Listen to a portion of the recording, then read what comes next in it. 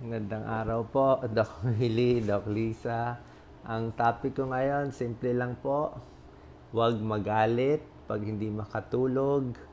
Huwag magalit kung may sakit. Diba, Doc Lisa? Yan.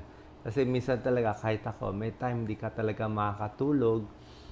Minsan, masakit ang leeg mo, masakit ang tiyan mo, may acid ka, mahirapan ka huminga, o matindi allergy mo, marami ka iniisip. So, lalo kang hindi nakakatulog, lalo kang naiinis, lalo kang nagagalit, lalong hindi ka makakatulog, Yes. lalong sasakit yung katawan mo. At isa pa, pag sobra kang inis, nakita mo na, alas 12 na, hindi ka ba makatulog, gagawa ka ng mali. Tulad ng sa mga mayaman, kukuha ng sleeping pills, di ba? Papareseta sa doktor, inom ng sleeping pills. Bali, wala din po sleeping pills kasi, kita nyo pag ginamit mo 3 araw, effective. Pero after 3 days, masisira na yun. Ibig sabihin, masasanay ka na, hindi wala na rin epekto. And yung iba naman, naiinis, iinom ng alak. So, gagawa ng mali eh. So, ako, ang technique ko, dasal lang, ulitin mo yung ilang rosary. Pagka nakailang rosary ka na, makakatulog ka na. Kung ano man yung dasal niyo po, kahit ano, basta, or mag-isip ka na lang ng maganda, tapos tiis na lang sa sakit. Yung iba naman, iniiyak lang, maiyak lang nila yung ano nila, pag naiyak na nila, okay na. Ikaw, Doc Lisa. Yes, sa mga hindi ho makatulog, una, tanggalin nyo yung galit nyo. Tapos, pangalawa, pwede ho kayo mag-chamomile tea. Maganda hong pampatulog yon.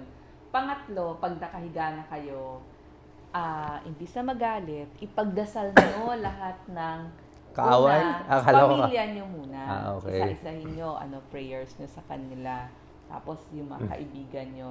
And makikita nyo, nakatulog ka na pala. Okay.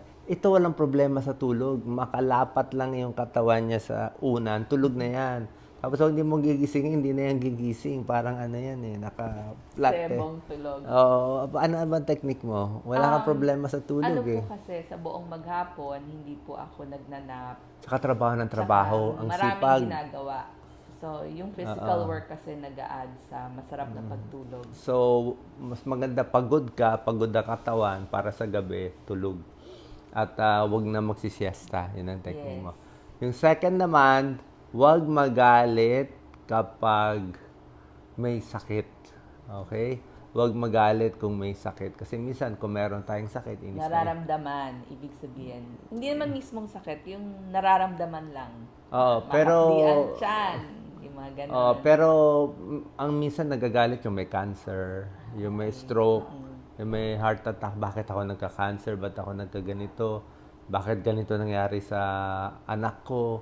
So, galit ka, galit. So, lalo ka nagagalit dun sa sakit, lalong lumalala. Kasi maraming sakit caused by galit eh. High blood, nagalit. Stroke, nagalit din yan. Heart attack, nagalit din. Cancer, sabi nila, nagalit din eh. So, sobrang galit, sobrang inis, lalong lalala. Maraming mga autoimmune disease na caused by stress din eh. And galit, yung mga psoriasis, eczema, yung mga autoimmune, mga lupus, rheumatoid, lahat yan stress-related. Kaya kung may time na, kaya may ibang tao, kaya nila makontrol eh. Pag na-control nila, paano? Tiis na lang, magpatalo na lang, di ba? Tiis, magpatalo kung sino makaaway mo, magpatawad. Kasi that's the only way na marirelease yung galit at mawawala. Yung mga umutang sa'yo, i-ex mo na yung mga umutang. Umutang, umaway, bahala na yung Diyos sa kanila. Sabi nga ng Diyos, vengeance is mine eh.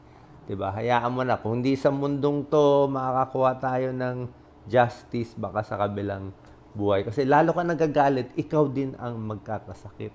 Diba? So, wag magalit kung hindi makatulog, wag magalit kung may sakit kasi one day maayos yan. Mag-focus ka, wag sa galit sa sakit, wag sa pagsisisi. Focus ka, let's say, sakit sa puso o stroke. O ano yung kakainin ko, ano yung bawal, ano yung pwede kong gawin.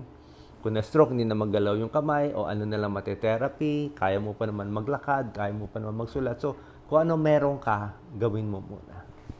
Yes, Lisa? hindi ito perfect body, pero may magagawa tayo para mapangalagaan yon. Tanggalin po yung mga inis at galit. Sabi ko nga, wag na rin magpapautang para hindi kayo magagalit. Kung ano yung gusto nyo lang ibigay, para Bigay hindi nyo nyo na na lang. problema yan. Okay, so ang cause ng stress number 1 ay pera. Pera. kalusugan, at yung mga relationship. So, sana nakatulong tong short tips natin. So, next time na nagagalit kayo sa sakit ni makatulog, konting tiis, gusto mo, iiyak mo yan, mamaya makakatulog ka na, makaka-relax ka na. God bless po.